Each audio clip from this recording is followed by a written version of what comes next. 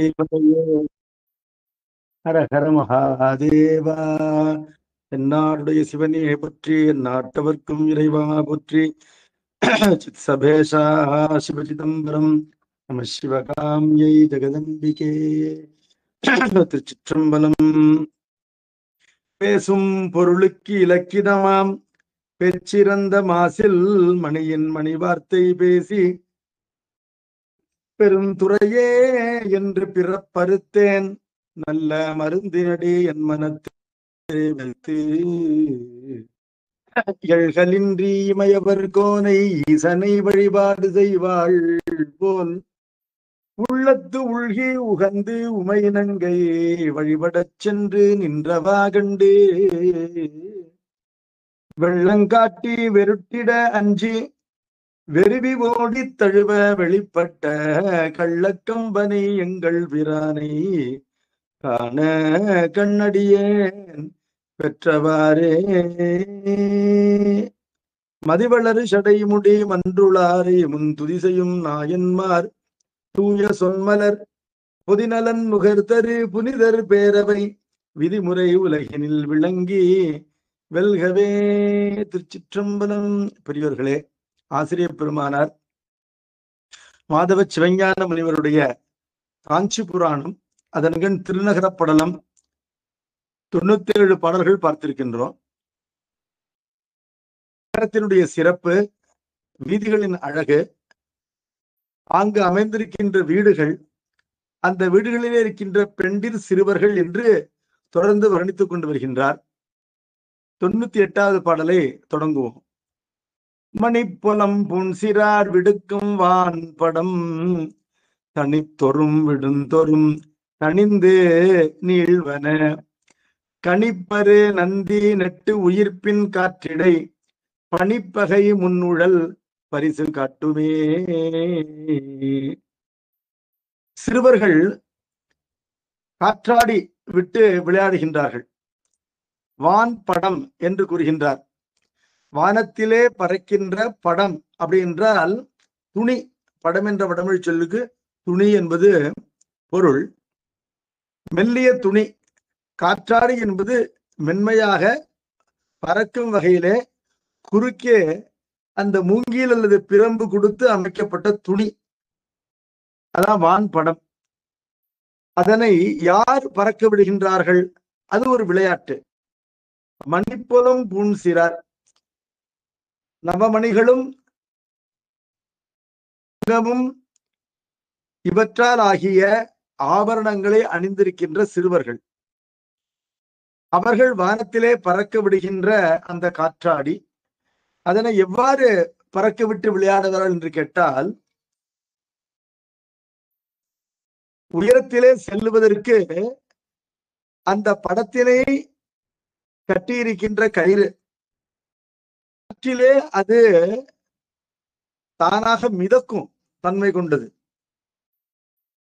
Negligible wait இருக்கிறதுனால, அதனுடைய எடை என்பது கம்மியா இருக்கிறதுனால காற்றிலே அது அலைக்கழிக்கப்படும். அதனை பிடித்து இழுப்பதற்கு கையிலே கயிறு வைத்திருப்பார்கள். அந்த கயிறினை அவர்கள் விடுக்குந்தோறும் அந்த வான்படம் உயரங்களுக்கு செல்லும்.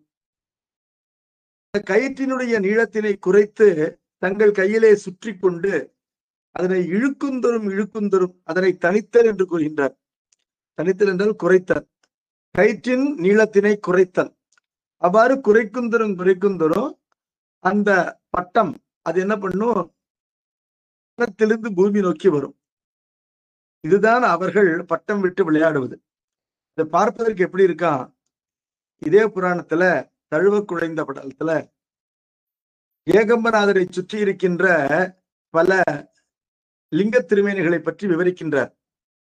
அதுல இடவதேவர் அவர் காஞ்சிபுரத்திலே வந்து பிரதிஷ்டை பண்ணின ரிஷபேஸ்வரம், இடபேச்சரம் என்ற ஒரு லிங்கம்.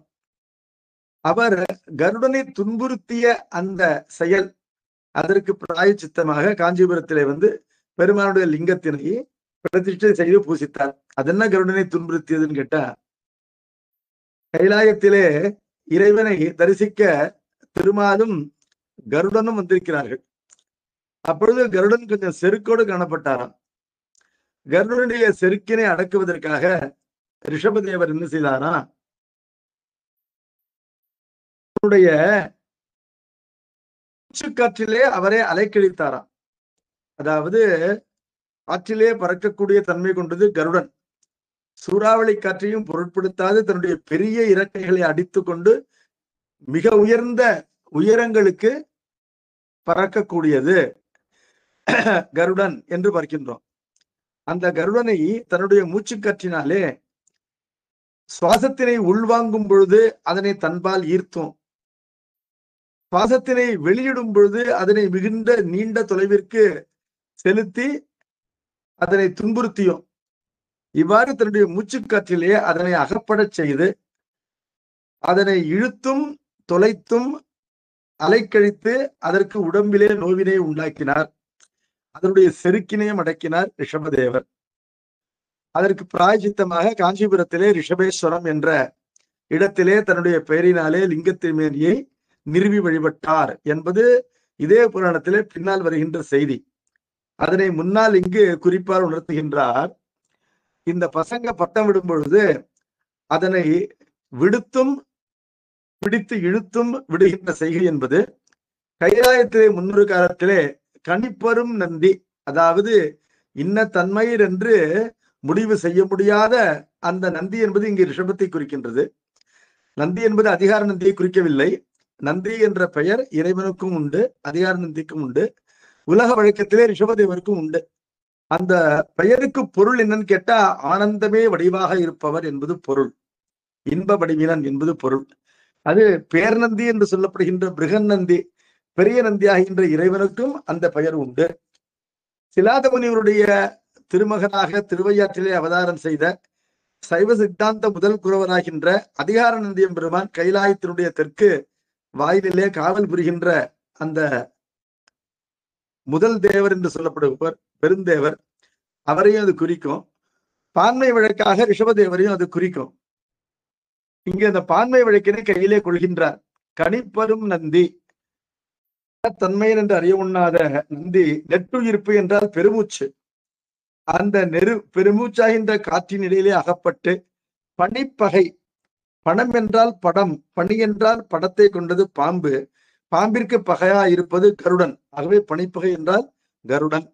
முன்னுழல் பரிசு காட்டும், முற்காலத்திலே கைலாயத்திலே பட்ட கஷ்டம் இந்த பட்டமானது இப்பொழுது இந்த பிள்ளைகள் கையிலே அகப்பட்டு படுகின்றது என்று அதனை ஊமையாக காட்டுகின்றார். அடுத்தது 99வது பாடல்.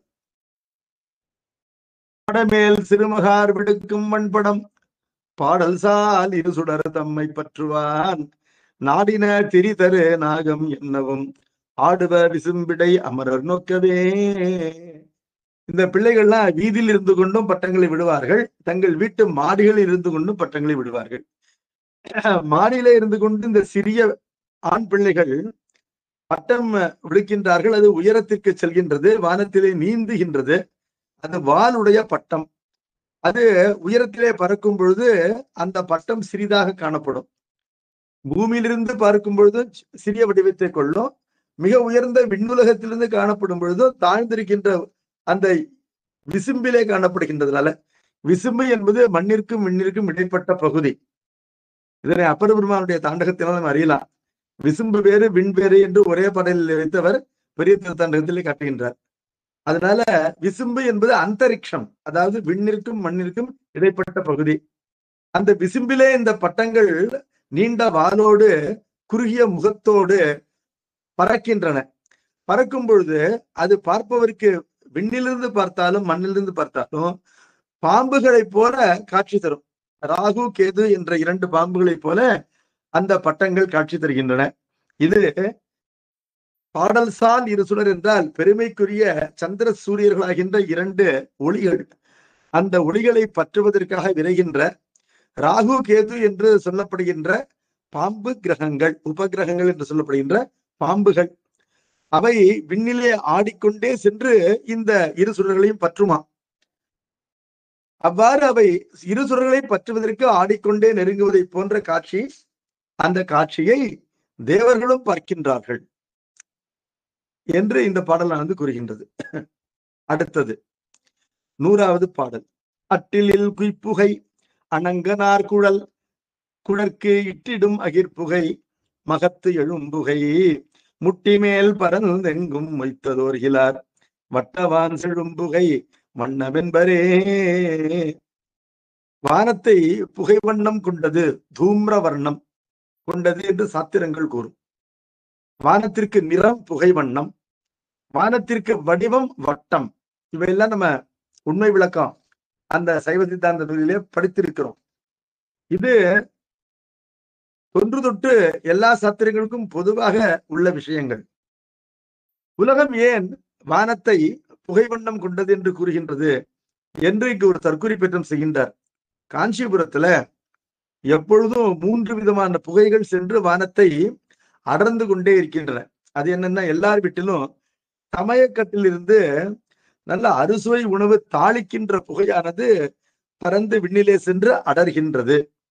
அட்டில் அப்படின்னா சமையல், அடுதல் என்றால் சமைத்தல், அட்டில் அப்படிங்கிறது உணவு ஆக்கும் முறை, அட்டிலில் என்றால் சமயக்கட்டில் என்று கொள்ளலாம். கிச்சன்ல குய்ப்புகை, குய்த்தல் என்றால் தாளித்தல். புகை என்பது தாளிக்கும் போது நன்றாக உண்டாகும். அவ்வாறு தாளிக்கும் போது உண்டாகின்ற அந்த புகை நறுமண புகை. அதோடு கூட அணங்கனார் குழற்கு இட்டிடும் அகிர்புகை. நீராடி விட்டு வந்த பிறகு தெய்வப்பெண் போன்றிருக்கின்ற காஞ்சிபுரத்து அழகான பெண்கள் எல்லாம் தங்களுடைய கூந்தலை உலர வைப்பார்கள். அகிலினை புகைத்து அந்த புகையினோடு கூட்டி, அதாவது இந்த காலத்துல ஹேர் ட்ரையர் என்று ஒரு சிறிய ஹேண்ட் ஃபேன் வைத்திருக்கிறார்கள். அதே போல் இல்லாமல் பழங்காலத்திலே அகிலினை புகைப்பார்கள். அதிலே தங்களுடைய நீண்ட கூந்தலை காட்டும் பொழுது அந்த கூந்தலுக்கு இடையிலே இருக்கின்ற ஈரமானது புலர்ந்து போகும் என்று பார்க்கின்றோம். ஆகவே கூந்தலை காய வைப்பதற்காக பயன்படுத்துகின்ற அகிர்புகை. மகத்து எழும்புகை, அந்த ஊரிலே இருக்கின்ற அந்தணர்கள் 2 வேளைகளிலும் அக்னிஹோத்திரம் செய்வார்கள். சிறப்பாக காமியமாக, அதாவது குறித்த பலனை கருதி பலவிதமான இஷ்டிகளையும் செய்வார்கள். அதோடு கூட ஆண்டுதோறும் தேவர்களுக்கு செய்ய வேண்டிய பசுபந்தமாகின்ற சோமயாகம் முதலிய யாகங்களை உலக நன்மைக்காக செய்வார்கள் என்பதனால நித்திய கர்மாவோடு கூட நைமித்திகமாக இருக்கின்ற பலவிதமான வேள்விகளும் இடையராது வருடத்திலே 365 நாளும் அந்த காஞ்சிபுரத்திலே அந்தணர்கள் வேள்வி புகையை வளர்த்து கொண்டே இருப்பார்கள். கற்றாங்கெரியோம்பி கலியை வாராமே செற்றிருக்கின்ற அந்தணர்கள் வாழ்கின்ற ஊர். அந்த வேள்வி புகையினாலும் வானம் என்பது இந்த மூவகை புகையினாலே அடர்ந்து காணப்படும். வானத்திற்கென்றோர் வண்ணம் இல்லை, இருந்தாலும் காஞ்சிபுரத்திலே வானத்தை பார்ப்பவர்கள் அங்கிருக்கின்ற புகையினை பார்த்து வானம் என்பது புகை வண்ணம் கொண்டது என்று தவறாக புரிந்து கொண்டு விட்டார்கள் என்று இந்த பாடலானது கூறுகின்றது. அடுத்தது 101வது பாடலிலே அந்த காஞ்சிபுரத்தில் இருக்கின்ற வேள்விச்சாலையினுடைய சிறப்பினை 2 பாடல்களினாலே கூறுகின்றார்.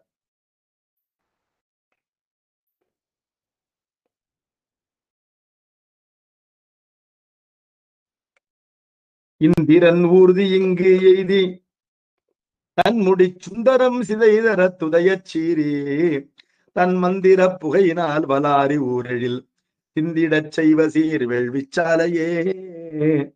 வேள்விச்சாலை என்பது வேள்வி வளர்க்கப்படுகின்ற யாக கூட்டம். அந்த யாகசாலையிலே இந்திரனுடைய ஊர்தி என்பது மேகம். அது எப்பொழுதும் இந்த வேள்விச்சாலையிலே வந்து தங்கும்.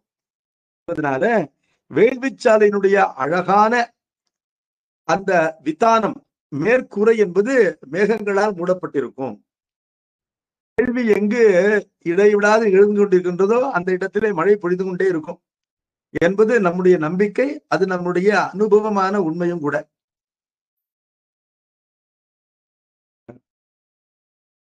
வேள்வி நற்பயன் வீழ்புனல் ஆவது என்று திருப்பாசுரம் அதற்கு உரை வகுக்கும் போது ஆசிரியர் பெருமானார் தெய்வ செக்கிழார் நமக்கு காட்டுகின்றார். வேள்வி நற்பயன் வீழ்புனல் ஆவது.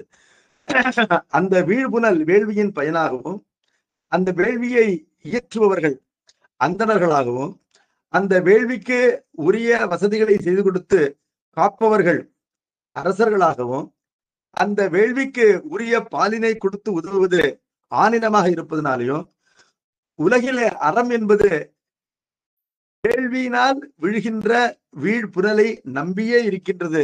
தண்ணீரில்லை என்றால் எந்த அறத்தினையும் கடைபிடிக்க முடியாது என்பதனால நீரின்றி அமையாத உலகு. அந்த நீர் என்பது வேள்வியின்றி அமையாது. வேள்விக்கு உறுப்புகள் 3: அந்தணர், வானவர், ஆண் என்பதனால வாழ்க அந்தணர் வானவர் ஆணினம் என்று இந்த 3ஐயும் வாழ்த்தினார் சம்பந்த பெருமான். அந்த 3ஐயும் வாழ்த்தியதற்கு காரணம் இந்த மூவரும் வேள்விக்கு தேவைப்படுகின்றார்கள் என்பது காரணம். வேள்வியின் பயன் மழை என்பதனால வேள்வி சாலையிலே எப்பொழுதும் மழை மேகங்கள் தவழ்ந்து கொண்டே இருக்கும். அதனை எவ்வாறு கூறுகின்றார்? வேள்விச்சாலையினுடைய அந்த கூரை இருக்கின்றது, அது அழகான வேலைப்பாடு கொண்டது. அதனை யாரும் காண முடியாத வண்ணம், அந்த அழகினை நுகர முடியாத வண்ணம் மழை மேகங்கள் அதனை மறைத்துக் கொண்டே இருக்கும். அதனால இந்த வேள்விச்சாலை என்ன நினைச்சுதான், என்னுடைய அழகை நீ கெடுக்கின்றாயா, உன்னுடைய தலைவன் வாழ்கின்ற ஊரினுடைய அழகை நாங்கள் கெடுக்கின்றோம் என்று வேள்விச்சாலைகள் சீறி என்ன செய்கின்றன, அந்த சாலையிலிருந்து அனுப்பப்படுகின்ற மந்திர புகையினால வலாரி என்ற சொல்லை ஏற்கனவே பார்த்திருக்கிறோம். வலன் என்ற அசுரனுக்கு பகைவனாக இருப்பவன் வலாரியாகின்ற தேவ இந்திரன். அந்த வானவர் தலைவன் அவருடைய ஊரினுடைய அழகினை இந்த வேள்வி சாலையிலிருந்து தொடர்ந்து எழுகின்ற பெரும் புகைக்கூட்டம் என்பது சென்று விண்ணுலகத்தினை மறைத்து அந்த விண்ணுலகத்தின் அழகினை யாரும் அறியவிடாமல் செய்துவிடும். அப்பொழுது வேள்வி புகை என்பது வானவர்லோகத்தை மறைத்து காணவிடாது செய்யும். அந்த வானவர் தலைவனுடைய உறுதியாகின்ற மேகம் என்பது வேள்வி சாலையிலே வந்து எப்பொழுதும் தங்கி இருந்து மழையினை பெய்வதற்காக தங்கி இருந்து அந்த வேள்வி சாலையினுடைய அழகினை சிதைக்கும் என்று இவ்வாறு காட்டுகின்றார். இப்பொழுது வேள்வியின் பயன் வீழ்புனல். இதனை எவ்வாறு காட்டுகின்றார் என்று சொன்னால், இந்த வேள்வி புகைதான் அந்த வேள்வி நெருப்பிலே விடப்படுகின்ற ஆகுதியாக கொடுக்கப்படுகின்ற நிறைந்த நெய். அந்த நெய்யானது என்ன செய்யுது, அது சிறு சிறு துளிகளாக பிதிர்வுபட்டு சிதைவுபட்டு அதோடு கூட அந்த நெய்யினால் நெருப்பானது வளர்ந்து அதிலிருந்து தீப்பொறிகள் கிளம்பி இந்த தீப்பொறிகளும் அந்த நெய் துளிகளும் சேர்ந்து புகையோடு கூட விண்ணிலே மேகமாக உருவம் எடுத்து பிறகு அவை தங்களுக்குள்ளே மின்னி நீர் பொழிகின்றன என்பதனால வேள்வி புகையே தானே மேகமாகி நீர் பொழிகின்றது என்ற கருத்தை கூறுகின்றார். அதாவது வேள்வியிலே தேவர்களுக்கு அவிர்வாகம் கொடுக்கப்படுகின்றது. அந்த அவிர்வாகத்தினை உண்டு தேவர்கள் வாழ்கின்றார்கள். அதனால் அவர்கள் மனமகிழ்ந்து வேள்வியின் பயனாக மழையினை தருகின்றார்கள் என்பது சாத்திரம் கூறுகின்ற கருத்து. அதனை சற்றே மாற்றி வேள்வி புகையே மேகமாகி மழையாகி விடுகின்றது என்று கூறுகின்றார் இங்கு ஆசிரியர். அதனை எவ்வாறு நிறுவுகின்றார் என்று கேட்டால், வேள்வி செய்யப்படாத இடத்திலே மழை பொழிவதில்லை என்பதனாலேயே வேள்வி புகைதான் மழையாக வருகின்றது என்பதற்கு வேறு பிரமாணம் தேவையில்லை, வேறு சாட்சி தேவையில்லை என்று 102வது பாடலிலே கூறுகின்றார். பாடலை கூறுகின்றேன். ஆகுதித்தழலின் அறுதொழிலாளர் அருமறை மனு எடுத்தோதி ஓகையிற் சொரினை தெரித்தெழும் பிதிர்வும் ஒலிபடு புலிங்கமும் கொண்டு மேகமாய் படர்ந்து தூமமே இடித்து மின்னி நீர் பொழிவன போலும் இப்படி தோன்றுகின்றது என்று சொல்கின்றார். ஏன் தோன்றுகின்றது என்று சொல்கின்றார்னு கேட்டா, சாத்திரம் கூறுவது வேள்விலே கொடுக்கப்படுகின்ற அவிர்வாகத்தை உண்டு மகிழ்ந்த காரணத்தினாலே மாணவர்கள் பூமிக்கு மழையினை கொடையாக அளிக்கின்றார்கள் என்பது சாத்திரத்தின் கருத்து. அதனை மறுப்பதற்காக இது பாடல, ஆனால் இப்படி தோன்றுகின்றது என்று தன்னுடைய தற்குறிப்பேற்றத்தை கூறுகின்றார். ஈகைசால் வேள்வி மறுத்துழி மாறி இன்மையே இதற்குரு சான்றால். அவர்களுடைய பொருள் என்ன அப்படின்னு பார்த்தா, ஆகுதி தடலில், ஆகுதி என்பது வேள்வி தீயிலே இடப்படுகின்ற நெய் முதலிய அவிர்வாகங்கள். நெய், பால், வெந்த சோறு முதலியன எல்லாம் வேள்வி தீயிலே மாணவர்களுக்கு உணவாக இடப்படும். இவ்வாறு உணவாக இடப்படுகின்ற பொருள்களுக்கெல்லாம் ஹவிஸ் என்று பெயர். அவிர்பாகம், பாகம் என்றால் பகுதி. இவை ஆகுதி தடல் என்பது இந்த அவிர்வாகங்களை பெறுகின்ற நெருப்பு. அந்த நெருப்பிலே அறுதொழிலாளர் 6 கடமைகளை கொண்டவர்கள். 6 தொழில் கொண்டவர்கள் அந்தணர்கள். அந்த 6 தொழில் யாவைன்னு கேட்டா, ஓதல், ஓதுவித்தல், வேதங்களை தான் கற்றல், பிறர்க்கு கற்பித்தல், வேட்பித்தல், யாகங்களை தாமே செய்தல், பிறருக்கு செய்வித்தல், ஈதல், ஏற்றல். மனு என்பவர் கூறுவதாக கூறுவார்கள், பிரம்ம விதேகில தத்தம் தத்தம். உலகிலே எல்லோருக்கும் கொடுக்கின்றோம். அவ்வாறு கொடுப்பதினாலே அந்த ஈகையின் பயன் என்பது உரிய அளவிலே எல்லோருக்கும் சென்று சேரும், கொடுப்பவருக்கு சென்று சேரும். இருந்தாலும் பாத்திரத்திற்கேற்ப பலன் என்பது அதிகரிக்கும் என்பதனால, பாத்திரங்களிலே உயர்ந்த பாத்திரம் யார் என்று கேட்டால் அந்தணர் என்பதனால, அந்தணருக்கு கொடுக்கப்படுகின்ற தானம் என்பது பெரிய அளவிலே கொடுப்பவனுக்கு வந்து சேரும் என்பதனால அந்தணருக்கு அவர்கள் கொடுப்பார்கள். அவ்வாறு கொடுக்கும் பொழுது அந்தணர்கள் அதனை ஏற்பார்கள். ஏற்கின்ற காரணம் என்ன? ஆசையினாலேயா? அப்படி கிடையாது. பலன் கருதி இவர்கள் நமக்கு தருகின்றார்கள், அந்த பலன் இவர்களை சென்று சேரட்டும் என்ற அந்த ஆசீர்வாதம் செய்கின்ற பாங்கு, எல்லோரும் நன்றாக இருக்க வேண்டும் என்ற ஆசீர்வாதம் செய்கின்ற பாங்கு என்பது படைப்பிலேயே இவர்களிடம் இருக்கின்ற காரணத்தினாலே இவர்கள் அதனை ஏற்பார்கள். ஆகவே ஏற்றல் என்பது இவருடைய தொழில். அதே நேரத்துல பொருளை சேமித்து வைப்பார்களா என்று கேட்டால் அவ்வாறு சேமித்து வைக்க மாட்டார்கள். அவர்கள் பெரிய வேள்விகளை செய்து அந்த வேள்வியிலே தங்களுடைய சம்பாத்தியம் அனைத்தையும் தானமாக தாங்கள் அளித்து விடுவார்கள் பிறருக்கு என்பதனால ஈதலையும் அவர்கள் செய்வார்கள் என்பதனால பரஸ்பரம் விருத்தமாகின்ற தொழில்கள் அல்லது துணை செய்கின்ற தொழில்கள், அவற்றை, அதாவது விருத்தம் என்று சொல்லக்கூடாது, காம்ப்ளிமெண்டரியாக இருக்கின்ற தொழில்களை இவர்கள் செய்கின்றார்கள். கற்றல், கற்பித்தல், வேட்டல், வேட்பித்தல், ஈதல், ஏற்றல் என்று ஒன்றற்கொன்று துணை செய்கின்ற செயல்களை 6 தொழில்களை செய்பவர்கள் அறுதொழிலாளர். அவர்கள் வேள்வி செய்யும் பொழுது அருமறை மனு எடுத்து ஓதி, ஒவ்வொரு வேள்வியிலும் பொருத்தமாக விநியோகம் செய்யப்படுகின்ற மந்திரங்கள் யாவை என்பதனை அந்த வேதங்களிலேயே இருக்கின்ற யஜுர்வேத பாகங்கள் கூறுகின்றன. அதாவது ஒரு வேள்வி என்று எடுத்துக்கொண்டால் அந்த வேள்வியிலே ஓதப்பட வேண்டிய மந்திரங்கள் அடங்கிய வேதம் ரிக்வேதம். அந்த இந்தந்த இடத்திலே இந்தந்த மந்திரங்களை விநியோகிக்க வேண்டும் என்ற வரைமுறையினை எடுத்து கூறுகின்ற வேதம் யஜுர்வேதம். அந்த மந்திரங்களையே இசையோடு பாடுகின்ற வேதம் சாமவேதம். இந்த 3 வேதத்தோடு கூட 4வதாகின்ற அதர்வண வேதம். இந்த 4 வேதங்களிலும் வல்லவர் தான் ஒரு வேள்வியிலே அந்த வேள்வியினை வந்து யாப்பவன், அதாவது செய்பவன், எஜமானன், அவனுக்கும் அந்த வேள்வினை செய்விக்கின்ற ஆசிரியர், புரோகிதர், இந்த இருவருக்கும் மேலாக கண்காணியாக இருக்கக்கூடியவர். கண்காணின்னா எல்லாம் ஒழுங்கா நடக்குதா அப்படின்னு பார்க்கக்கூடியவர், சூப்பர்வைசர். அந்த சூப்பர்வைசர் நிலையிலே இருக்கக்கூடியவர் யார் என்று கேட்டால் 4 வேதங்களையும் ஓதி வல்லவர் தான் அவ்வாறு இருக்கலாம் என்று கூறப்படுகின்றது. அப்படி இருக்கும் பொழுது அந்த எந்த ஒரு வேள்வியும் அந்த வேள்வியிலே எந்த மந்திரம் பயன்படுத்தப்பட வேண்டுமோ அதுதான் பயன்படுத்த வேண்டும். அவ்வாறு தேர்ந்தெடுத்து பயன்படுத்துகின்றவர்கள் அந்தணர்கள். அருமறை மனு எடுத்து ஓதி என்றார். எடுத்து என்றால் தேர்ந்தெடுத்து, சூஸ் செய்து அதனை ஓதி, அதனை உச்சரித்து, ஓகையில் சொரினை என்றால் மகிழ்ந்து ஆகுதியை தருகின்றார்கள். அதான் ஆகுதி தரும் பொழுது எண்ணில்லாத பொருள்கள், விலையை மதிப்பு உயர்ந்த பொருள்கள் எல்லாம் ஆகுதியிலே கொடுப்பார்கள். கொடுக்கும் பொழுது கஞ்சத்தனம் செய்கின்றார்களானா இல்ல.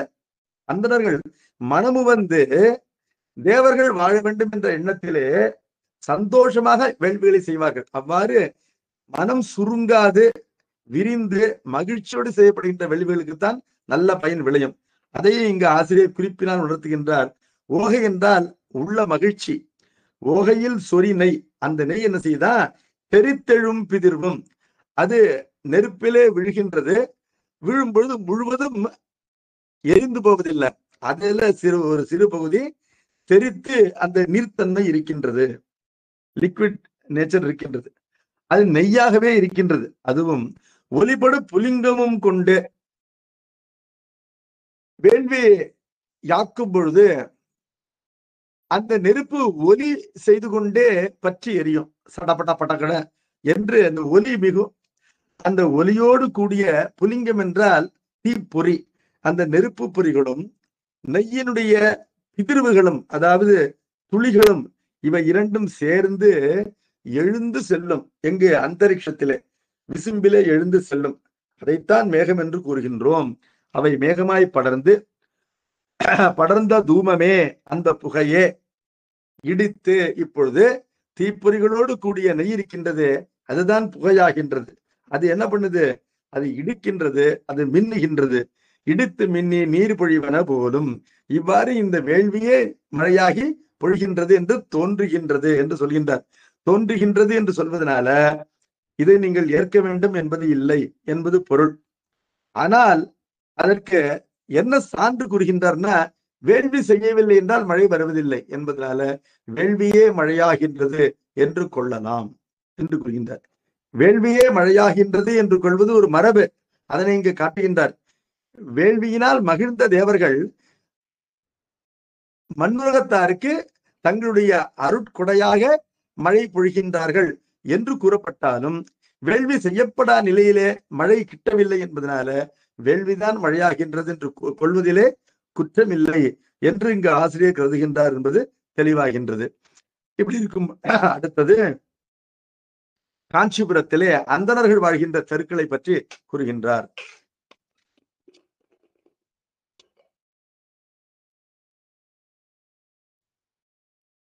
பூசுரப் பெயரின் இருமொழி பொருட்கும் உரிமை பூண்டு ஒரு நிலைக்கு ஏற்ப காசினி வரை பின்னால் தொறும் வளாது தமிழ் சுவை அடிசிலான் அதிதி பூசையும் வேள்வி அவியினால் கடவுள் பூசையும் ஒருங்கு கடப்பாடு ஆசர ஆற்றும் பார்ப்பனவாகை அறிஞர் வாழிடம் பல அவன.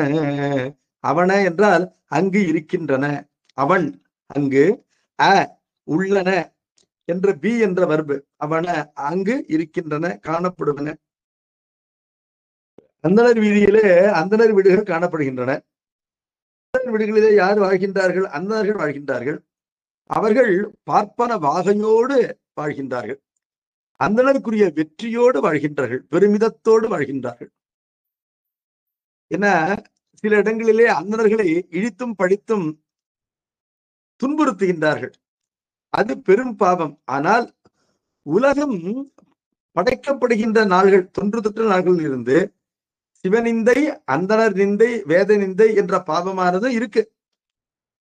அவற்றை செய்யக்கூடாது என்று பெரியோர்கள் கட்டுப்பாடோடு இருந்திருக்கிறார்கள். இதை எப்படி தெரிஞ்சுக்கலான்னு கேட்டா,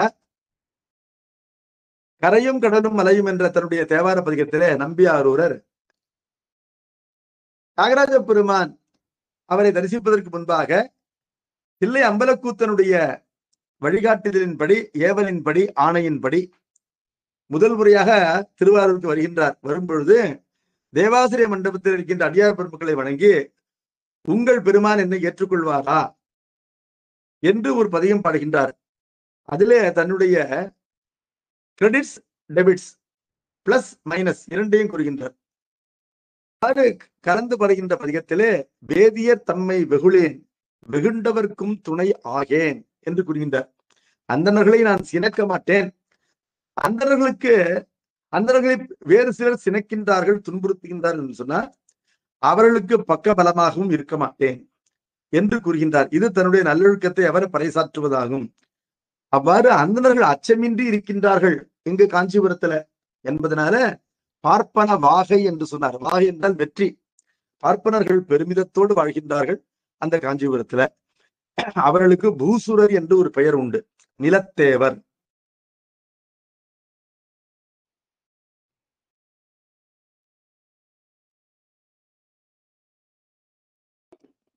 நாட்டு தேவர் என்று திருவாசகம் கூறுகின்றது. பூசுரர் மண்ணிலே தேவராக கருதப்படுபவர்கள்.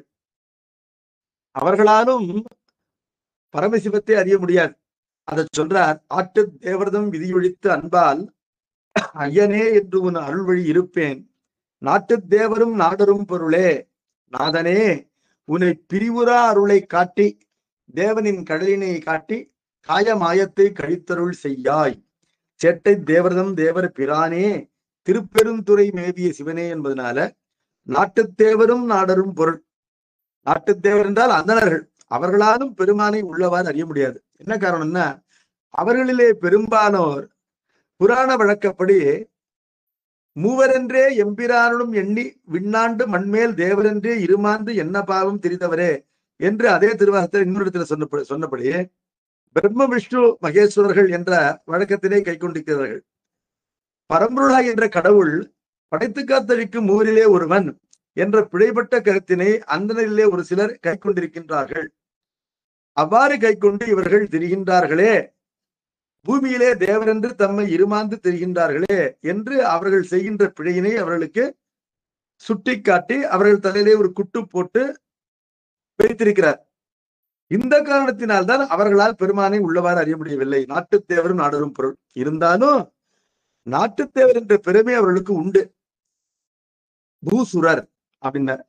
இப்பொழுது பூசுரன் என்ற அந்த பெயர் 2 சொற்களால் ஆகியது. இருமொழி பெயர் என்று சொன்னார். இருமொழின்னா தமிழ் சம்ஸ்கிருதம் 2 மொழி இல்ல, லாங்குவேஜ் இல்ல, 2 வேர்ட்ஸ். மொழி என்றால் பதம். அதுல பூ என்று ஒரு சொல், சுரன் என்று ஒரு சொல் இருக்கு. பூ என்பது பூமியை குறிக்கின்றது. சுரகா என்றால் தேவர் என்று அந்த பொருள் அதனை குறிக்கின்றது, நிலத்தேவர். இந்த 2 சொற்களால் தங்களுக்கு பெயராயிருப்பதற்கு ஏற்ப பொருத்தமாக பூமியிலே அதிதி பூஜை செய்கின்றார்கள். விண்ணிலே வாழ்கின்ற தேவர்களுக்கு உரிய பூசையினும் இவர்கள் செய்கின்றார்கள். அந்தணர்கள் அன்றாடம் ஐவேள்வி செய்ய வேண்டும் என்று வேத காலத்திலிருந்து விதி இருக்கின்றது. ஐவகை வேள்வி என்று சம்பந்த பெருமானுடைய எழுக்கூற்றிருக்கையிலும் சொல்லப்பட்டிருக்கின்றது. அந்த பஞ்ச யஜ்யம், அந்த பஞ்ச யஜ்யத்திலே ஒன்று முன்பின் அறியப்படாத விருந்தினராக நாள் அறிவிக்காமல் திடீர்பென்று வந்து சேர்கின்ற விருந்தினர், அவர்களுக்கு அதிதிகள் என்று பெயர். தேதி அறிவிக்காதவர்கள், முன்னறிவிப்பின்றி வருகின்ற அவர்கள், அவர்களுக்கென்றே தங்கள் வீட்டிலே அறுசுவை உணவு நன்றாக படைத்து அவர்களை அதிதி பூஜை செய்வார்கள். அதன் பிறகுதான் அவர்கள் மதிய உணவு எடுத்துக்கொள்வார்கள். இந்த ஆதித்யம் என்பது ஒரு பூசை, ஒரு வேள்வி. அதனை செய்யாது அவர்கள் உணவு அருந்த மாட்டார்கள், கடமைப்பட செய்வார்கள். இப்ப ஏனைய ஜாதிக்காரர்களும் வீட்டிற்கு வருகின்ற விருந்தினர்கள் உணவிடுகின்றார்கள் என்று சொன்னால் அது அவர்களுக்கு நித்திய கர்மா என்று விதிக்கப்படவில்லை. ஆனால் அந்தனருக்கு ஐவகை வேள்வியிலே ஒரு வேள்வியாக சொல்லப்பட்டிருக்கின்ற காரணத்தினாலே அன்றாடம் ஒரு விருந்தினருக்கு உணவிடாமல் அவர்கள் உணவு அருந்த மாட்டார்கள் என்று அந்த பெருமையானது இருக்கின்றது. அதை போலவே தேவ யஜ்யம் என்று தேவருக்குரிய வழிபாட்டினையும் அவர்கள் அன்றாடு செய்வார்கள். பூஜை, தேவ பூஜை செய்வார்கள். விண்ணிலே உரைகின்ற தேவர்களுக்கு அவர்கள் என்ன செய்வார்கள்? இருவேளை அக்னிஹோத்திரத்தினாலோ அல்லது குறிப்பிட்ட பூசைகளினாலோ அவர்கள் சந்தோஷமா வைத்திருப்பார்கள். இப்படி தங்களுடைய பெயரிலே பூசுரன் என்ற 2 பதங்கள் இருப்பதற்கு ஏற்ப 2 விதமான உரிமைகளையும் பெற்று அறுசுவை உணவினை விருந்தினருக்கு அளித்தும் வேள்வியிலே இடப்படுகின்ற அவிர்வாகத்தினாலே விண்ணிலே உரைகின்ற தேவர்களுடைய பூசையினையும் சேர்த்து செய்கின்றவர்கள், அதனை கடமையாக கொண்டு தவறாது செய்கின்றவர்கள், அந்த பார்ப்பனர் என்று சொல்லப்படுகின்றவர்கள். பார்ப்பு என்றால் பறவையின் குஞ்சு, பறவையின் குஞ்சை போன்றவர்கள் என்பது பார்ப்பனன் என்ற சொல்லுக்கு பொருள். அது பனவன் என்றும் திரிந்து வழங்கும், மருவி வழங்கும். பனவன் என்ற சொல்லினை சேக்கிழார் பெருமான் இயற்பகை நாயனார் புராணத்திலே பயன்படுத்துகின்றார். திருவாசகத்திலே உயிருண்ணிப்பத்திலே இந்த சொல்லானது பயன்படுகின்றது. பார்ப்பன் என்பது பொருள். ஒரு பறவையின் குஞ்சு தாய் வயிற்றிலிருந்து முதலிலே முட்டை வடிவம் பெற்று ஒரு பிறப்பெடுக்கின்றது. பிறகு அந்த தாய் அதனை அடைகாத்து அதன் காரணமாக முட்டை உடைந்து அதிலிருந்து சிறிய இறக்கைகளோடு கூடிய குஞ்சாக வெளிவருகின்றது. அவ்வாறு இருபிறப்பு கொண்டது ஒரு பார்ப்பு, அதாவது பறவையின் குஞ்சு. பார்ப்பு அனன் என்றால் பறவையின் குஞ்சை போன்றவன். ஆகவே ஒரு அந்தணனும் தான் தாய் வயிற்றிலிருந்து பிறப்பதினாலேயே அவன் அந்தணனாகி விடமாட்டான். ஒரு முட்டை என்பது பறவையாகாது, முட்டை குஞ்சு பொரிக்கப்பட்டால் தான் பறவையாகும். அப்படியே பூமியிலே தாய் வயிற்றிலே பிறப்பதனாலேயே ஒருவன் அந்தணனாகி விட மாட்டான். அவன் தகப்பனாலே அடைகாக்க பெற்று அவன் என்ன செய்யப்பட வேண்டும்? காயத்ரி மந்திரம் உபதேசிக்க பெற்று உபநயன தீட்சை பெற வேண்டும். அவ்வாறு அந்த தீட்சை பெற்ற பிறகுதான் அவன் அந்தணனாகின்றான் என்பதனால அவனை பார்ப்பனன் என்று கூறுவார்கள். இந்த காரணத்தினாலே அவனுக்கென்று ஒரு பெருமிதம் உண்டு. அந்த பெருமிதத்தை பார்ப்பன வாகை என்று கூறுகின்றார். அந்த வாகையோடு கூட அறிஞர் வாயிடம், வாகை அறிஞர் என்பது சொல்லும் பொழுது வாகையுடன் என்று அந்த வேற்றுமை தொகையை விரித்துக் கொள்ள வேண்டும். தங்களுக்குரிய வெற்றியோடு அந்தணர்கள் வாழ்கின்ற இடங்கள் பல இருக்கின்றன அந்த காஞ்சிபுரத்தில் என்று சொன்னால் அக்ரஹாரங்கள் பல இருக்கின்றன என்பது பொருள். அடுத்தது அரசர் இருக்கைக்கு வருகின்றார். தகை பெருவலியால் தெம்முனை முறுக்கி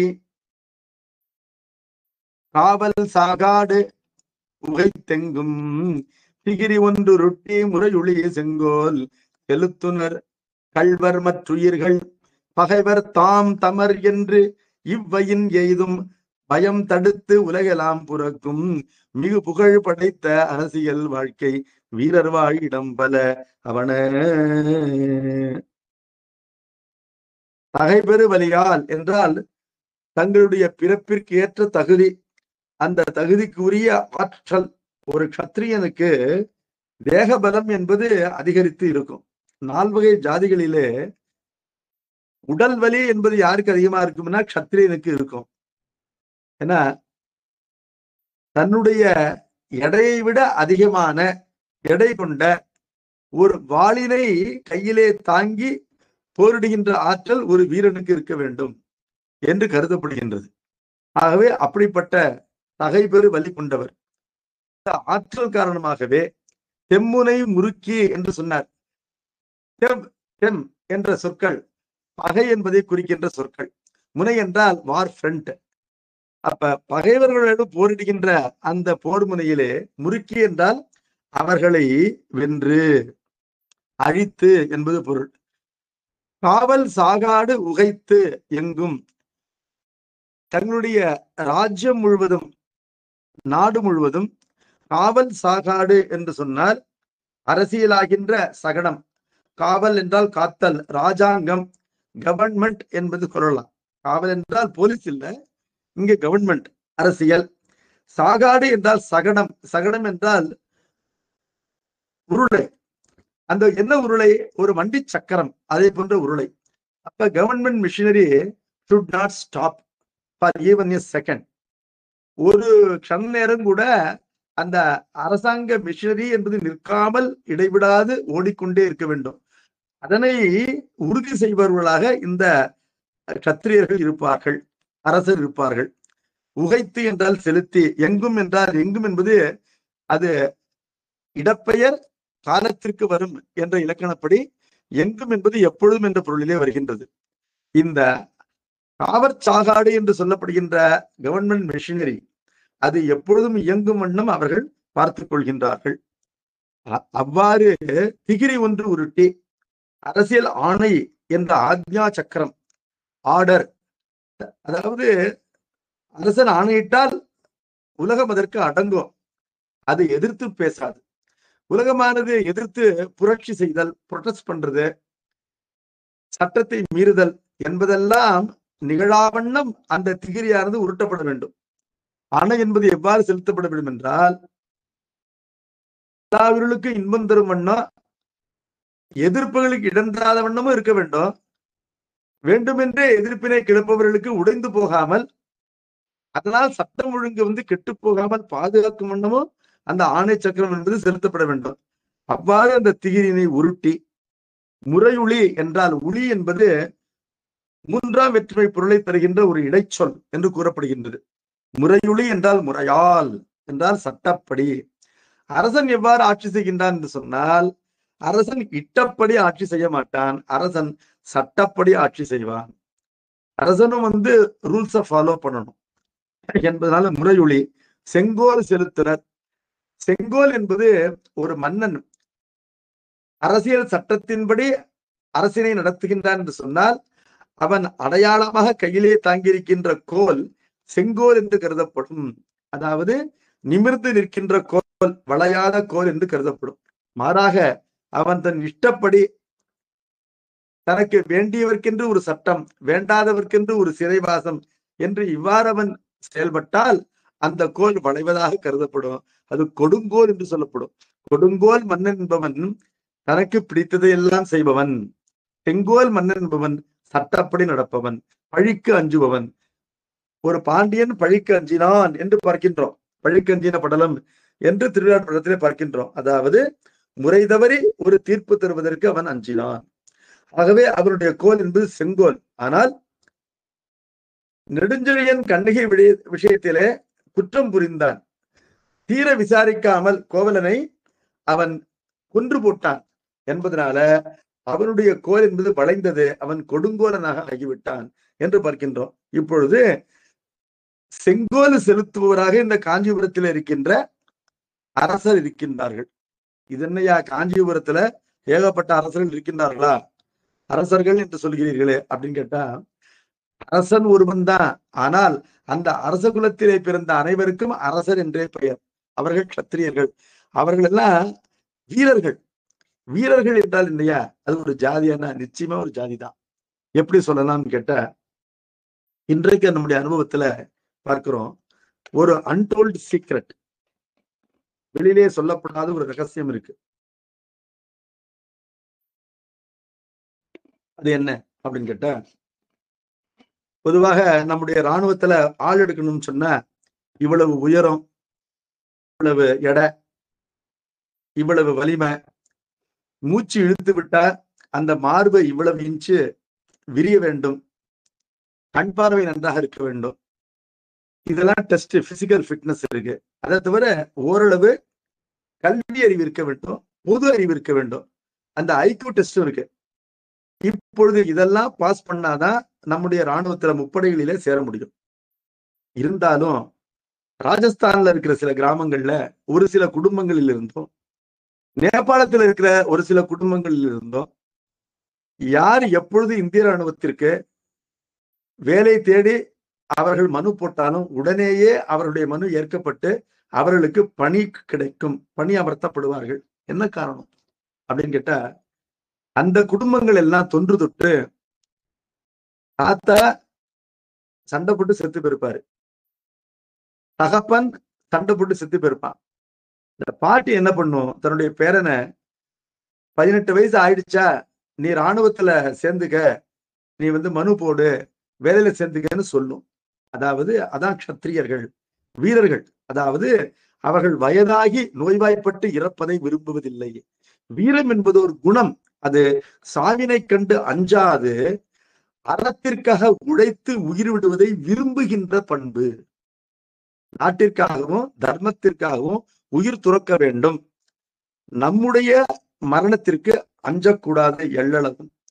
ஒரு தன்னுடைய நெஞ்சை நோக்கி பறந்து வருகின்ற ஒரு வேல், அந்த வேலினை கண் இமையாது அதனை தன் கையினாலே வாங்கி அதனை எரிந்தவன் மீது திரும்பி எறிகின்ற ஆற்றல், அதோடு அஞ்சாமை. ஆற்றலும் அஞ்சாமையும் அறத்தின்பால் ஈடுபாடும் நம்முடைய தர்மம் இது என்ற கொள்கையும் பிறப்பினாலேயே இந்த குடும்பங்களிலே இருப்பவர்களுக்கு இருக்கு என்ற காரணத்தினாலதான் அவங்க உயரத்தையோ எடையையோ ஐக்கியூவையோ எதையும் டெஸ்ட் பண்ணாம அப்ளை பண்ணின உடனே அவங்களுக்கு வேலை கொடுக்குறாங்க, சில குடும்பங்களுக்கு மட்டும். என்பதனால வீரர்கள் என்பவர்கள் இருக்கின்றார்கள். வீரம் என்பது ஒரு குணம் என்பதனால அவர்களை அரசர்கள் என்று இங்கு கூறுகின்றார்கள். அவர்கள் ஒரு செங்கோல் செலுத்துவர் என்று சொன்னால் அத்தனை பேருமா ஆக்ஞா சக்கரத்தை உருட்டி செங்கோல் செலுத்துவார்கள் என்று ஒரு கேள்வி வருகின்றது. அவர்கள் ஆக்ஞா சக்கரத்தினை உருட்டி செங்கோல் செலுத்துகின்ற ஒரு மன்னனுக்கு அவன் குடும்பத்திலே பிறந்து உற்ற துணையாக இருக்கின்றார்கள். ஒரு மன்னனுக்கு எண்ணில்லாத கைகளும் எண்ணில்லாத கண்களும் எண்ணில்லாத கால்களும் எண்ணில்லாத தோள்களும் இருப்பதை போல அந்த அரச குடும்பத்தில் இருக்கின்ற எல்லா ஆண் மக்களும் அந்த அரசனுக்கு துணை செய்கின்றார்கள் ராஜ்ய பரிபாலனத்திலே என்று பார்க்கின்றோம். என்பதனால அவர்கள் வாழ்கின்ற தெருக்கள் அரசர் இருக்க என்று கூறப்படும். தலைமை பீடத்தில் இருக்கின்ற அரசன் என்ன பண்றாரா, இப்படி தன்னை சேர்ந்தவங்க நிறைய பேர் இருக்கிறதுனால இவர்களாலும் மக்களுக்கு துன்பம் ஏற்படும் என்பதை அறிந்து வைத்திருக்கின்றார்.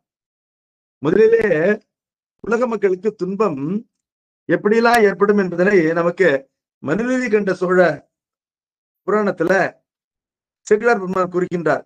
மாநிலங்காவலனாவான் மண்ணுயிர் காக்கும் காலே. மனுநீதி சோழன் சொல்கின்றான், தானதனுக்கு இடையூறு, பூமியை காப்பாற்றும் பொழுது ஒரு அரசன் இந்த மக்களுக்கு இடையூறு என்பது பலவிதமாக வரும். எப்படி வரும் என்றால், முதலிலே தன்னால் வரும். அரசனே முறை பிறழலாம், இச்சைகளுக்கு இடம் கொடுக்கலாம், சினங்கொள்ளலாம். அவ்வாறு தான் மதிக்கட்டு போவதனால மன்னனே பிழை செய்யலாம். இப்ப நெடுஞ்செழியனாலே கோவலனுக்கு உயிருக்கு ஆபத்து வந்தது என்பதனால இது மன்னனே குற்றம் புரிகின்றான் என்று பார்க்கின்றோம். என்பதனால முதலிலே தன்னால் மக்களுக்கு துன்பம் ஏற்படும், அதனை இவன் தவிர்க்க வேண்டும். தன் பரிஜனத்தால் என்று சொன்னார். தன்னை சுற்றி இருக்கின்ற மக்கள், அதாவது ஏனைய அரசர்கள், அரசகுலத்து மக்கள் அல்லது சேனாபதிகள், மந்திரிகள் என்று இருப்பவர்கள், கொச்சீரி என்று கூறுவார்கள். மன்னனை சுற்றி இருப்பவர்கள், மன்னனுக்கு வேண்டப்பட்டவர்கள், இவர்கள் மன்னனைப் போல நடந்து கொள்வார்கள். அந்த கரணம் என்பது உயிரை போல நடந்து கொள்கின்றது, அறிவுள்ளதை போல நடந்து கொள்கின்றது. அது ஒரு ஜடப்பொருள் தான் என்றாலும் கூட அரசனுக்கு அமைச்சனை போல அந்த கரணம் என்பது உயிருக்கு நெருங்கி இருக்கின்ற காரணத்தினாலே உயிரினுடைய ஞான சக்தியை தான் கொண்டிருப்பதை போல அது காட்டிக்கொள்ளும். அப்படி காட்டிக்கொள்பவர்கள் அரசனுடைய ஆணையை தாங்கள் செலுத்தி மிஸ்யூஸ் பண்ணி, துஷ்பிரயோகம் செய்து நாட்டு மக்களுக்கு துன்பத்தை விளைவிப்பார்கள். தன்னால் தன் பரிஜனத்தால் ஊனமிகு பகைவரால் வெளிநாட்டு மன்னர்களிடமிருந்து நமக்கு துன்பங்கள் ஏற்படும். இப்ப பாகிஸ்தானிலிருந்து டெரரிஸ்ட் வந்து நம்முடைய தேசத்திலே ஆங்காங்கு குண்டு வைத்து போவான். அவனுக்கு அந்த நாட்டினுடைய அரசாங்கமே மறைமுகமாக துணை செய்யும். இனிமேல் செய்ய முடியாது, அப்படி செய்தால் அடி விழும் என்பதை காட்டிவிட்டோம். இதுதான் பகைவரால் என்று சொல்லப்பட்டது. கள்வரால் என்றால் நாட்டிலேயே திருடர்கள் இருக்கின்றார்கள், கொள்ளைக்காரர்கள் இருக்கின்றார்கள், இவர்களால உயிர்களுக்கு துன்பம் ஏற்படும். அதை தவிர உயிர் தம்மால் என்று சொல்லும் பொழுது யானை வந்துருச்சு, புலி வந்துருச்சு, சிங்கம் வந்துருச்சு, கரடி வந்துருச்சு, காட்டுல இருந்து வந்துருச்சு, ஆடு மாடு தூக்கிட்டு போச்சு, மனிதர்களை அடித்து போட்டு விட்டு போய்விட்டது என்றெல்லாம் கூறுகின்றோம். அது மட்டுமில்ல, உயிர் தம்மால் என்பதனால வைரஸ் போன்ற நோய்கள் அவைகளும் இந்த உயிர்க்குள்ளே அடங்கும். இப்படி 5 விதமாகத்தான் மக்களுக்கு துன்பம் வரும். அந்த 5 விதமான துன்பத்திலிருந்தும் மக்களை காப்பது என்பது ஒரு சக்கரவர்த்தி மன்னனுக்கு கடமை என்பதை கூறுகின்றது பெரிய புராணம். மாநிலங்காவலனாவான் மண்ணுயிர் காக்குங்காலை தான் அதற்கு இடையூறு தன்னால் தன் பரிஜனத்தால் ஊனமிக பகைவரால் கள்வரால் உயிர் தம்மால் ஆனபயம் 5ம் தீர்த்து அறங்காப்பான் அல்லனோ என்று மன்னித்து சொல் கூறுகின்றான் மந்திரிகளுக்கு. என்பதனால இப்பொழுது என் மகனால் இந்த உயிருக்கு வந்திருக்கின்ற துன்பம் என்னால் வந்தது என்று அறிய வேண்டும். என்ன காரணம்னா, ஆத்மாவை புத்திர நாமாசி என்று சாத்திரங்கள் கூறுகின்றன. தானும் தன் பிள்ளையும் ஒன்று என்று கருதப்பட வேண்டியவர்கள். நம்ம பிள்ளை செய்கின்ற தப்பு நாம் செய்த தப்பாக ஆகும் என்று பெற்றோர்கள் கருத வேண்டும். என்பதனால இப்பொழுது இந்த பசுவினுடைய கன்றின் உயிர் பிரிந்ததும் தாய் பசுவிற்கு ஒரு துன்பம் வந்ததும் என்னால் விளைந்தவை என்று அவன் கூறுகின்றான். இப்பொழுது அப்படிப்பட்ட துன்பங்களை நீக்கி காக்கின்றவர்கள் இவர்கள். அப்படின்னா இவ்வாறு உயிர்களுக்கு வருகின்ற துன்பங்களை நீக்கி ஒரு அரசன் காப்பதற்கு துணை செய்கின்ற வீரர்களாக அந்த அரசர் குலத்து வீரர்கள் விளங்குகின்றார்கள். செங்கோல் செலுத்தினர் கள்வர் மற்ற உயிர்கள் பகைவர் தாம் தமர் பெருவரணத்தில் சொல்லப்பட்ட செய்திதான் என்ற 5 என்று இவ்வையின் எய்தும் பயம் தடுத்து உலகெல்லாம் புறக்கும். உலகெல்லாம் என்பது எல்லா உலகங்களையும் அப்படின்னு அர்த்தம் கிடையாது. இது உலகு என்பது தான் ஆணை செலுத்துகின்ற நாட்டினை மட்டும்தான் குறிக்கும் இலக்கணையாக. எல்லாம் என்பது முற்றுமை பொருளை தருகின்ற ஓர் இடைச்சொல். எப்படின்னா, தலையெல்லாம் வலிக்கிறது அப்படின்னு சொல்றேன், எனக்கு ஒரு தலை தானே இருக்கு, ஒரு தலை வச்சுக்கிட்டே தலையெல்லாம் வலிக்குதுங்கிறீங்களே அர்த்தம். எல்லாம் என்றால் முழுவதும் அர்த்தம். அப்ப உலகெல்லாம் என்றால் தான் எந்த நாட்டை ஆள்கின்றோமோ அந்த நாடு முழுவதும் அதனுடைய லிமிட்ஸுக்குள்ள. புறக்கும் என்றால் காக்கின்ற மிகு புகழ் படைத்த அரசியல் வாழ்க்கை. இவ்வாறு அறநெறியிலே ஒழுகுவதனாலேயே அவர்கள் மிகுந்த புகழோடு விளங்குவார்கள். ராஜேந்திர சோழனுடைய புகழானது அண்மையிலே உலகமெல்லாம் அறியும் வண்ணம் விழா எடுக்கப்பட்டது. ஆகவே அரசருடைய புகழ் என்பது உலகமெல்லாம் அறியும் வண்ணம் பறந்து விரியக்கூடிய ஒரு தன்மை கொண்டது என்று பார்க்கின்றோம். அவர்கள் ஒரு பாவம் செய்து அவர்கள் ஒரு பழியினை ஈட்டினால் அந்த பழியும் உலகம் முழுவதும் பரவக்கூடியது. சதாம் ஹுசைன் அப்படின்னு பார்க்கிறோம். அப்படி அவருடைய பழி என்பது உலகம் எல்லாம் பரவுகின்றது. அதே போல ராஜேந்திர சோழன் அவருடைய புகழ் என்பது உலகம் எல்லாம் பரவுகின்றது. மிகு புகழ் படைத்த அரசியல் வாழ்க்கை வீரர்வா இடம் பல அவன. இப்படி அந்த கத்திரிய வீரர்கள் அவர்கள் வாழ்கின்ற அந்த வீடுகளும் பல இருக்கின்றன என்று சொன்னார். அடுத்தது வணிகர் இருக்கை. வணிகர் மிக முக்கியம் ஒரு நாட்டிற்கு. நால்வருமே முக்கியம். அதுல வணிகரை பற்றி சொல்லும் பொழுது மேதகு விரிஞ்சன் அரும்பெறல் குரங்கை விழைதகை யா என படைத்தோர் ஏதிலர் பொருளும் தம்ம போல் பேணி வாணிபம் இட்டுனர் வடாது மாதிரத் தலைவன் புறங்கொடுத்து இரியும் வளத்தினார் மறை நெறி ஒழுக்கம் ஆதரி துயர்ந்த விழுக்குடி வணிகர் அமர்ந்து வாழிடம் பல அவன என்று சொன்னார்.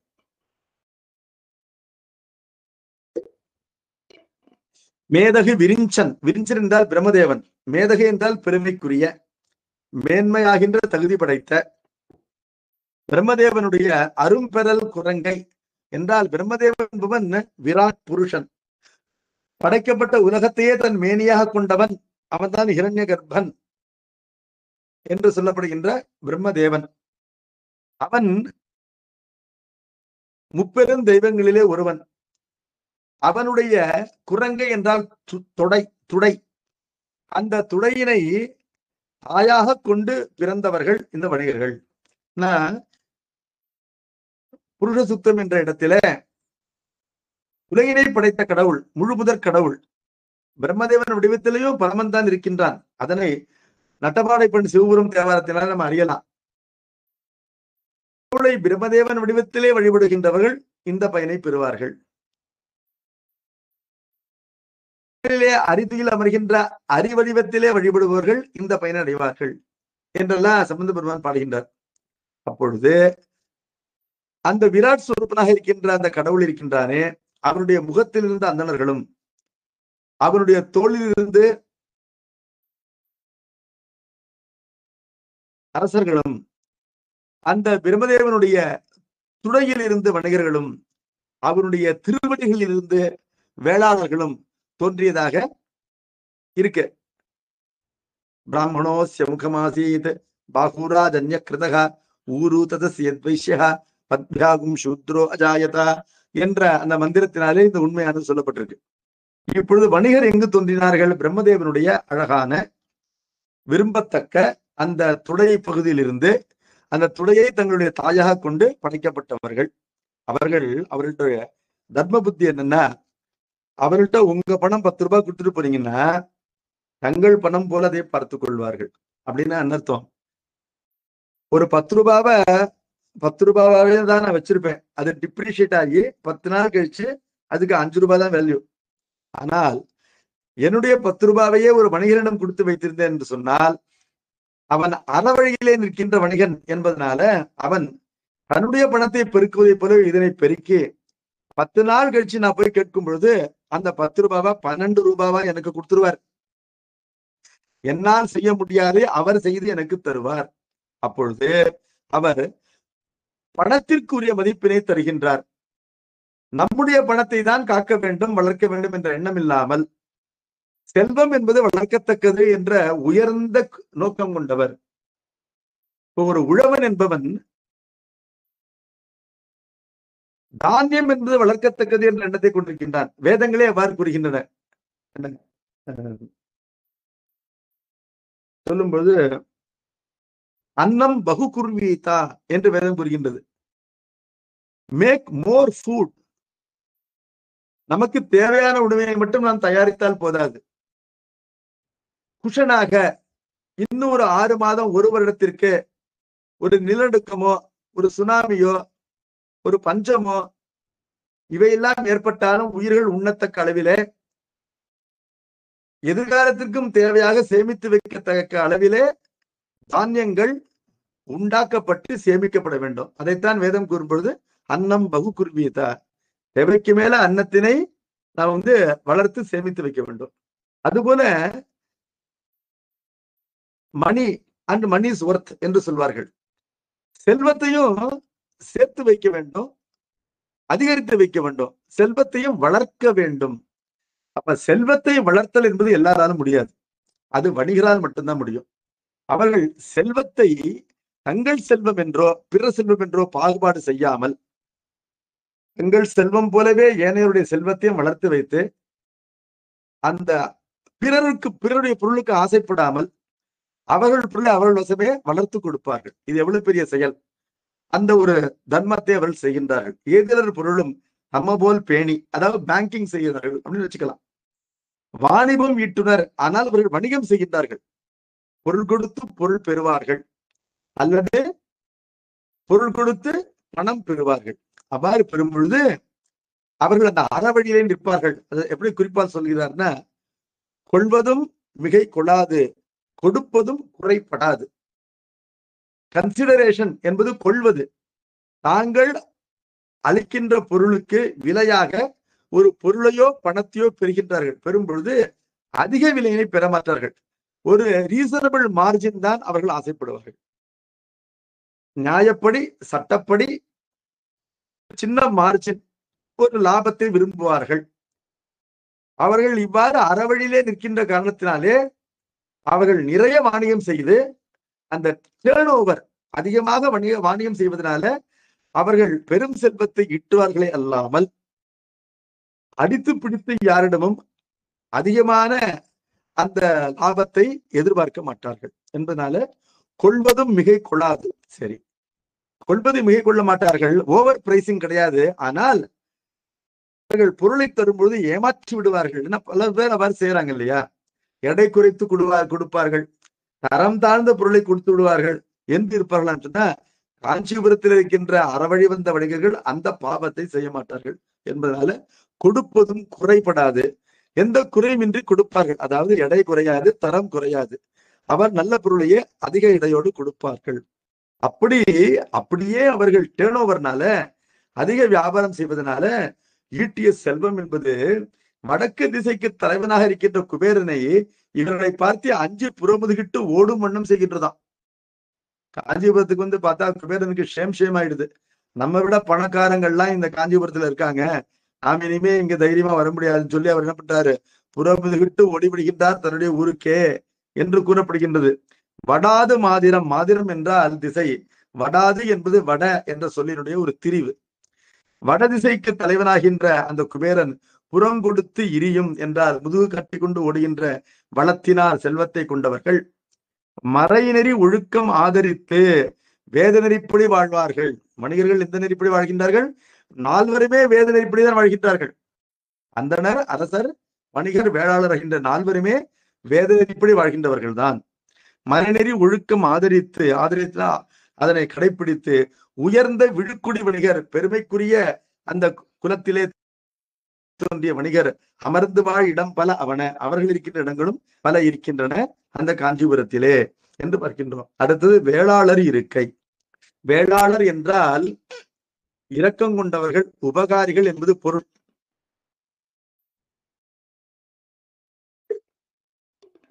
தாளாளர் என்றால் முயற்சி செய்பவர்கள், உழைப்பவர்கள் என்பது பொருள். இந்த உலகத்திலே தாளாளராகவும் வேளாளராகவும் இருக்கின்ற ஒரு சாதி இருக்கின்றது. அதனால்தான் இந்த உலகமானது தாங்கப்படுகின்றது.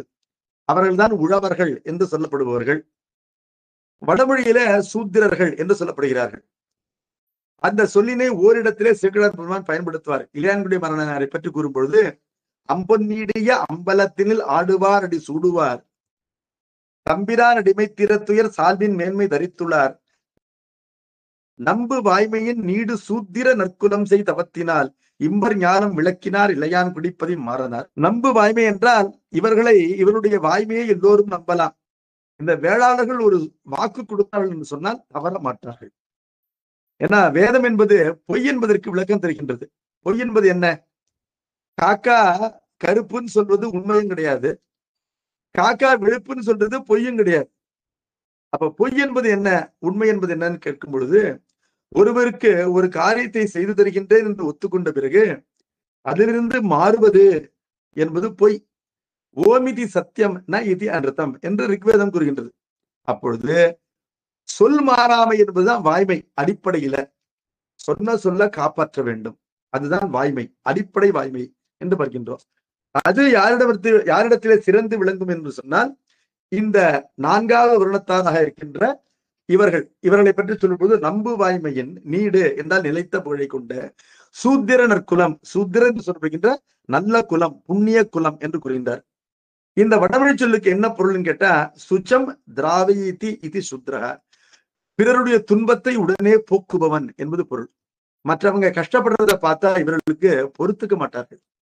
பசியினாலோ வேறு நோயினாலோ துன்பத்தினாலோ பிற உயிர்கள் படுகின்ற துன்பத்தை கண்டு தாங்கள் இறக்கப்பட்டு தங்களுக்கு இல்லை என்றாலும் அவர்களுக்கு கொடுத்து உதவி அந்த துன்பத்தினை அவர்கள் போக்கி விடுவார்கள். ஆகவே அதுதான் வேளாண்மை, அதாவது இறக்கப்படுகின்ற தன்மை, உபகாரிகளாக இருத்தல் என்று சொல்லப்படுகின்றது. இப்பொழுது உலகத்திலே 4 வகை வருடத்தாரும் உபகாரிகளா இருப்பார்கள். இருந்தாலும் அவர்களுக்கெல்லாம் வேளாளர் என்ற சொல் சென்று சேராது. அவர்கள் உதவி செய்தாலும் கூட அது குலப்பண்பாக இருக்கின்ற காரணத்தினாலே இவர்களுக்கு அது இடுகுறி காரண பெயராக அமைகின்றது. அதாவது இவர்களை மட்டும்தான் சிறப்பாக குறிக்கும் தக்க காரணத்தினாலே. இப்ப முக்காலி என்பது 3 கால்களை கொண்ட எந்த ஒரு பொருளுக்கும் சொல்லலாம். ஒரு நாயினுடைய ஒரு கால் ஒடிந்து விட்டது என்றால் அதனை கூட முக்காலி என்று சொல்லலாம். ஆனால் முக்காலி என்பது இடுகுறியாக நாம டீ பிஸ்கட் சாப்பிடுறதுக்கு ஒரு டீப்பாய் பயன்படுத்துறோம், அதைத்தானே குறிக்கின்றது. அப்பொழுது காரணத்தோடு இடுகுறியாக அமைந்திருப்பது சில பெயர்கள் இருக்கின்றன. அதை போல சிவநாமம் தனக்கே உரிய செம்மேனியம்மான் என்று சொல்லும் பொழுது சிவநாமம் காரணத்தினாலும் இறைவனை குறிக்கும், இடுகுறியினாலும் இறைவனை குறிக்கும் என்பதை கூறுகின்றார். அதே போல வேளாளர் என்பது தக்க காரணத்தினாலும் இந்த குலத்தினை குறிக்கும், இடுகுறியாகவும் இந்த குலத்தினை குறிக்கும். இவர்களைத்தான் ஏனையவர்கள் நம்பி இருக்கின்றார்கள் என்பதனால்தான் பிரம்மதேவனுடைய திருவடியிலே இவர்கள் பிறந்தார்கள் என்று சொல்லப்படுகின்றார்கள். என்ன காரணம்னா பிரம்மதேவனுடைய முகம், அவருடைய தோல், அவருடைய தொடை எல்லாம் அவருடைய திருவடிகளை நம்பி இருக்கின்றன. காலில் இருக்கிற தெம்பு தான், காலில் தெம்பு இல்லாதவன் கீழே விழுந்துடுவான் என்பதனால ஒருவன் இயங்குகின்றான் என்று சொன்னால் அவன் தன்னுடைய கால்களிலே இருக்கின்ற வலிமையினாலே இயங்குகின்றான். உழவுத்துறையினால்தான் உலகம் இயங்குகின்றது என்பதனால்தான் ஒரு உருவகமாக இவர்கள் பிரம்மதேவனுடைய திருவடியிலே தோன்றினார்கள் என்று கூறப்படுகின்றார்கள். அது அவர்களுக்கு இழுக்காகாது, அவர்களுக்கு அது பெருமை சேர்க்கும். மேலும் கடவுள் என்று வந்துவிட்டால் அவருடைய முகத்தை விட, அவருடைய தோளை விட, அவருடைய துடையை விட அவருடைய திருவடியே புகலிடம். சரணம் என்பது திருவடி என்பதையும் குறிக்கின்றது, புகலிடம் என்பதையும் குறிக்கின்றது என்பதனால பெருமானுடைய திருவடி பெருமைதான் எல்லா இடத்திலும் சொல்லப்படுகின்றது என்று பார்க்கின்றோம். பிறவி பெருங்கிடல் நீந்துவர் நீந்தார் இறைவன் அடி சேராதார் என்று சொல்லப்படுகின்றது தவிர முகம் சேராதார், தோல் சேராதார், துடை சேராதார் சொல்லப்படல என்பதனால இவர்கள் எவ்வளவு முக்கியமானவர்கள் என்பதனுடைய பெருமையை இங்கு இந்த பாடலிலே கூறுகின்றார்.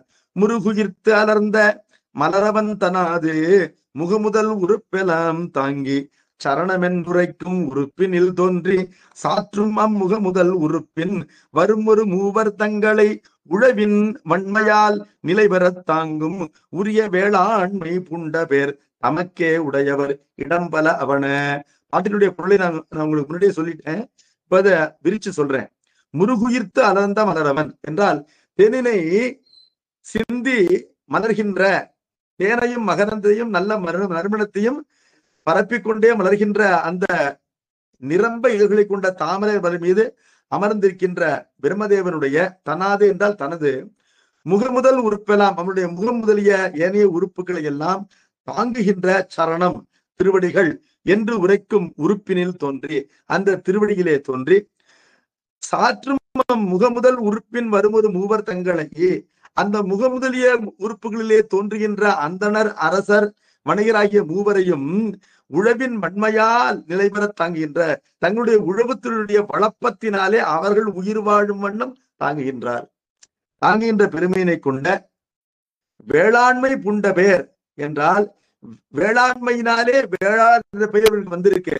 ஆனால் அதே வேளாண்மை பிறரிடத்திலே காணப்பட்டாலும் அவர்களுக்கு வேளாளர் என்ற பெயர் உரியதன்று என்பதனால இது காரண பெயர் மட்டுமன்று, இது காரண இடுகிற் பெயராக இருப்பதனால இவருடைய பெருமை விளங்குகின்றது என்று கூறினார்.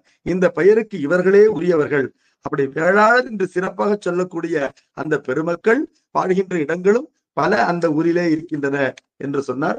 தொடர்ந்து வருகின்ற வகுப்பிலே பார்ப்போம். 106 பாடல்கள் பார்த்திருக்கிறோம். நம பார்வதி பதையே ஹரஹர மகாதேவா. சபேஷா சிவசிதம்பரம். திருச்சிற்றம்பலம்.